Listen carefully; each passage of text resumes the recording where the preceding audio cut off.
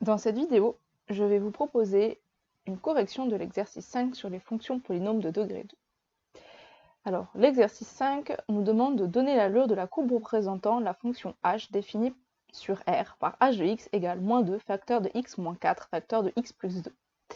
Donc, donner l'allure de la courbe, c'est donner avec les informations sans trop chercher, enfin les informations directes de l'énoncé, sans faire de calcul, donner une forme possible de la courbe.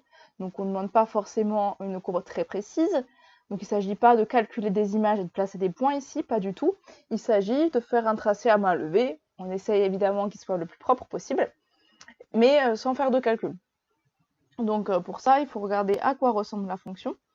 Et quand on regarde son expression ici, h de x égale moins 2 facteur de x moins 4 facteur de x plus 2, on reconnaît une fonction de degré 2 avec a égale à moins 2, x1, une première racine qui est 4, et x2, la seconde racine qui serait moins 2, puisqu'on a plus 2 qui est en fait moins 2. Donc x2 égale à moins 2.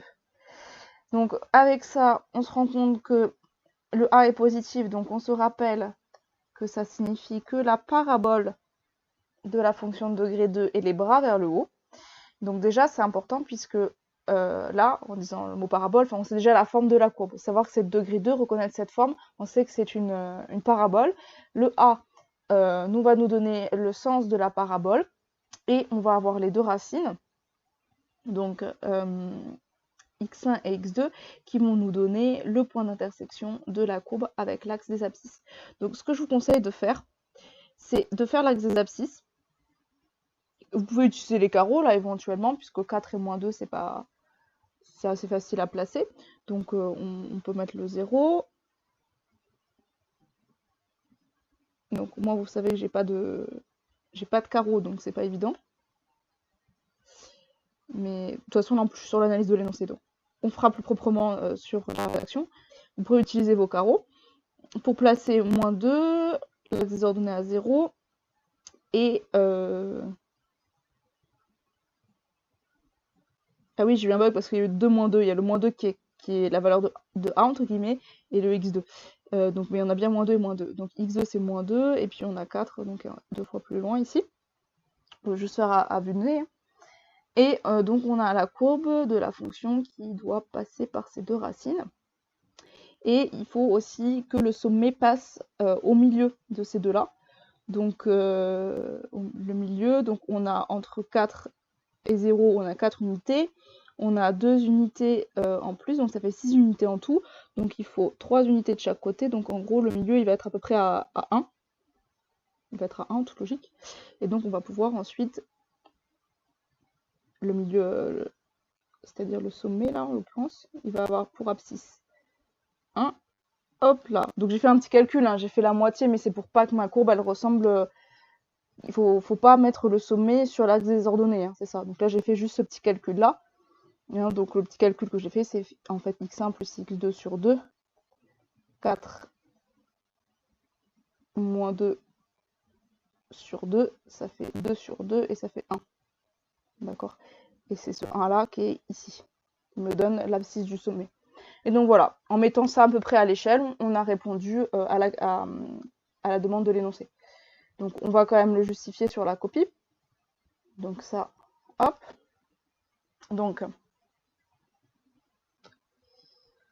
la fonction, elle s'appelait h. Donc h est de la forme h de x. Donc j'ai pas dit ce que c'était x. Donc h est de la forme, oui bon, h de x égale a fois x moins x1, x moins x2 pour x appartenant à R, avec a égale à moins 2, on a dit qu'il était négatif, x1 qui était égal à 4 et x2 qui est égal à moins 2. Et enfin, la dernière information, on a regardé x1 plus x2 sur 2. Donc, je vous avais dit pas de calcul, mais là, c'est vraiment pour que la forme de la parabole soit cohérente, hein, qu'on sache où placer le sommet de la parabole. C'est pas un gros calcul, hein, il se fait de tête. Donc, on a x1 plus x2 sur 2, et on a dit que ça faisait 1. 4 moins 2, 2 sur 2, 1. On en déduit. Hop. On en déduit l'allure de la courbe représentant H. Donc là, je vous invite fortement à prendre, comment dire, à prendre une règle, utiliser les carreaux. Hein. Alors, je crois que j'ai un outil spécial sur mon ordinateur, si j'arrive à l'utiliser, ça peut être pas mal. Tac. Donc, on a dit qu'on avait besoin au niveau des abscisses, donc on peut indiquer le 0.